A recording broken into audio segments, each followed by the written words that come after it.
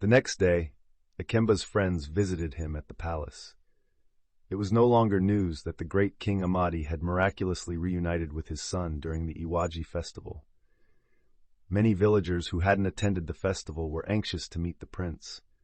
Namdi and another friend of Ikemba's, Obiora, were just at the entrance of the palace when a guard was showing Ikemba around the royal grounds.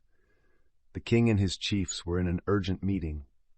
Otherwise, King Amadi would have personally accompanied his son on the tour. No one was happier than the king about his reunion with his long-lost son. "Those are my friends. Please allow them in," Ikemba said when he spotted Namdi and Obiora. "My prince, the king gave strict orders not to allow anyone in or out of the palace except his chiefs," the guard replied. "My father is just being overprotective. My friends mean no harm. Please let them in," Ikemba insisted. After a brief pause, the guard reluctantly allowed Namdi and Obiora to enter the palace. "Ikemba," Namdi exclaimed as they approached. "So it's true. You're the prince of this village. I hope your parents won't be too worried that you're here," Ikemba said, smiling. "Alone? Who says we're alone?" Obiora teased. "I know you, Namdi. You'd never tell your parents before sneaking out, and it'll only make your mother worry," Ikemba said knowingly. Ikemba, the royal prince himself," Namdi hailed, grinning. Ikemba showed his friends around the palace, glad to see familiar faces again. Though everything about the palace felt unfamiliar and intimidating, having his friends there brought him comfort. They were still walking when Princess Ifunanya, King Amadi's second child with Queen Adana, approached.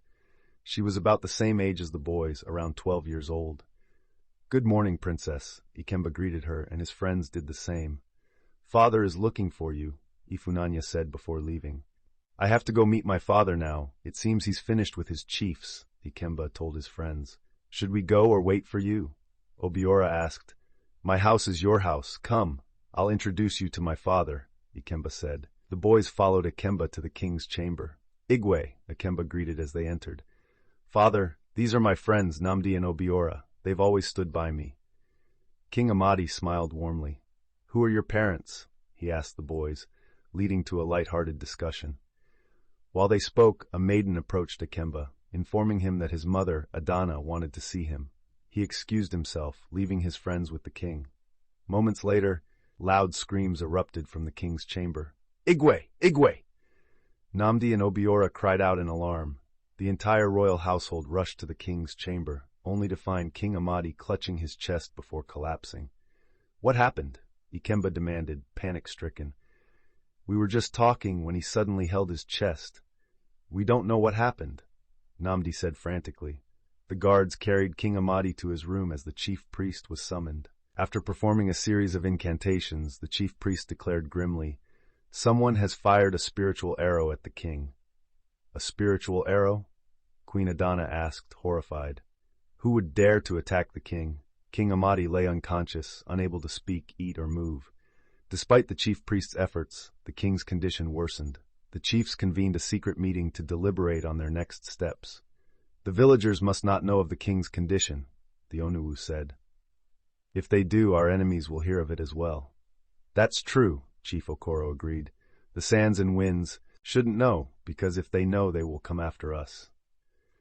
The village remains in a tense condition as the people will have to live with an unconscious king. Meanwhile, no one has the solution to cure the king. The question now is, did the king survive? Were Ikemba's friends held responsible for the sudden collapse of the healthy king? Find out in the next episode, The Battle of the Throne. Subscribe to get the next episode of Ikemba, the Secret Prince.